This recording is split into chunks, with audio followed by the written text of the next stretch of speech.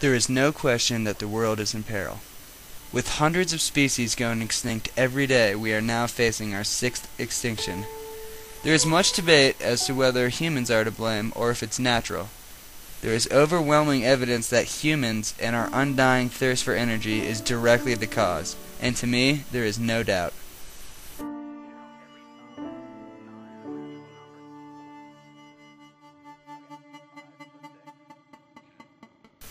Life today, especially in the Western Hemisphere, is being driven almost entirely by fossil fuels.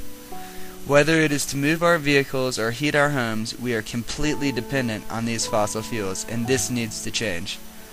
Altogether, oil, coal, and natural gas provides about 86% of the primary energy we now use on Earth.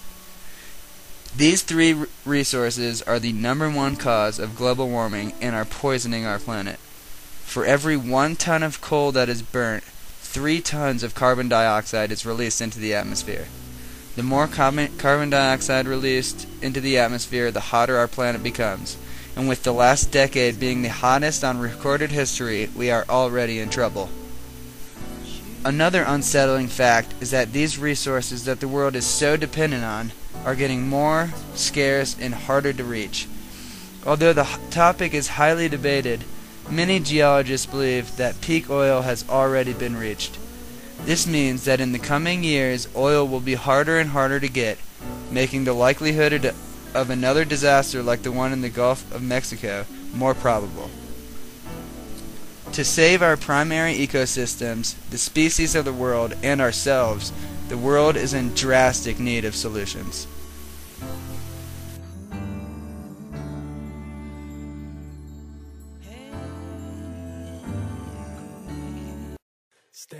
There is good news, however. Great news, in fact. Alternative energies are emerging in full force. One great alternative energy source is wind power. Wind farms are popping up all over the country, and even miles into the ocean. Overall, the Earth's wind resource is so large it could technically provide 5 times the total energy consumed by the entire world. Not only has wind energy been the fastest growing source of renewable energy, but in recent years has been growing faster than any other form of energy, including both coal-fired power plants and nuclear energy combined. In terms of total volume of electricity already being produced, the U.S. is leading the world, with Germany in a close second. As we start putting a price on carbon and reconsider the value of fossil fuels, we will continue to see the rapid growth of wind farms.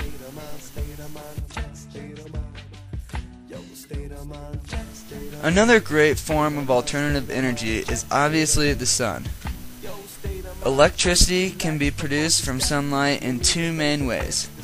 One, by producing heat that powers an electricity generator, or also by converting sunlight directly to electricity using solar cells. 9 major concentrated solar thermal, or CST plants were built between 1984 and 1991. However, very few have been built since then. The reason for this is almost entirely due to coal and oil companies working hard to create opposition in both of America's political parties. However, as oil prices rise and we become more aware of coal's detrimental effects, we will start to see CST power plants popping up all over.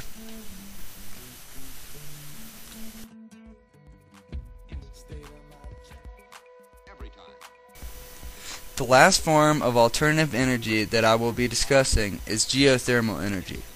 Geothermal energy is potentially the largest and most misunderstood source of energy in the world today.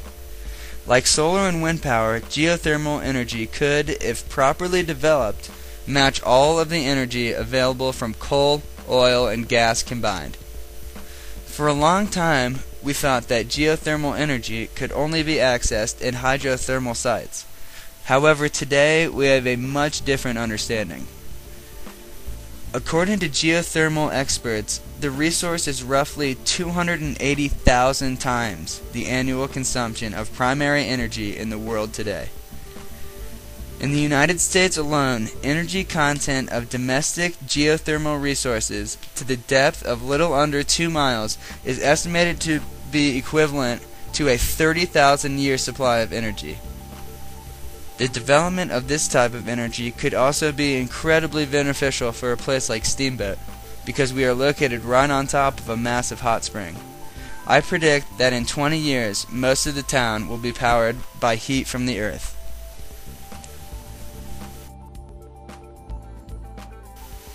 Although it is easy to get depressed in these uncertain times, it is imperative to keep an optimistic attitude. This is an incredibly exciting time to live. Our generation holds the fate of human existence on our shoulders. We decide whether future generations can live on a habitable planet with a predictable climate. It is up to us.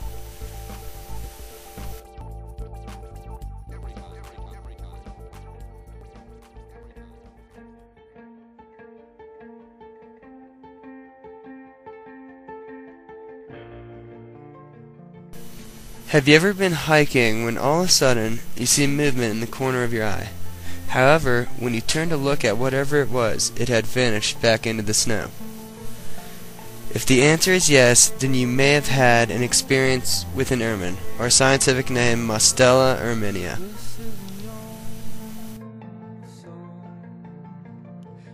The ermine is native to Europe, Asia, and North America, and has just recently expanded to New Zealand, where it has single-handedly caused a drastic decline in native birds.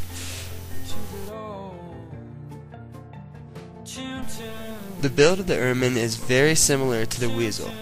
They have an elongated neck, with head being set exceptionally far in front of the shoulders. Their trunk is nearly cylindrical and does not bulge at the abdomen. Their eyes are black and shiny and protrude slightly from the skull. They have small round ears that lie almost flat against the skull.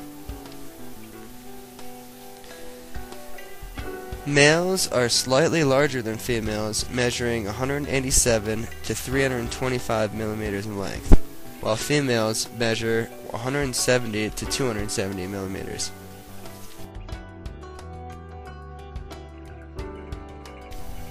The ermine has white fur in the winter with a black tipped tail and sandy brown fur in the summer months. The change occurs earlier in the autumn and later in the spring at higher altitudes.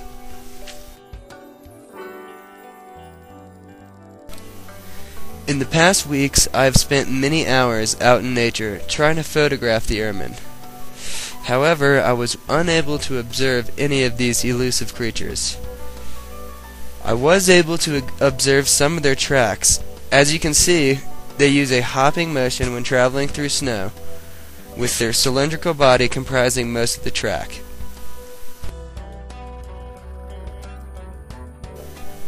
When it comes to diet, the ermine is a fierce carnivore. They feed on rodents and more rarely on amphibians. They are also known to feed on birds, and for that reason are considered pests in New Zealand, because they have drastically decreased the population of their native birds.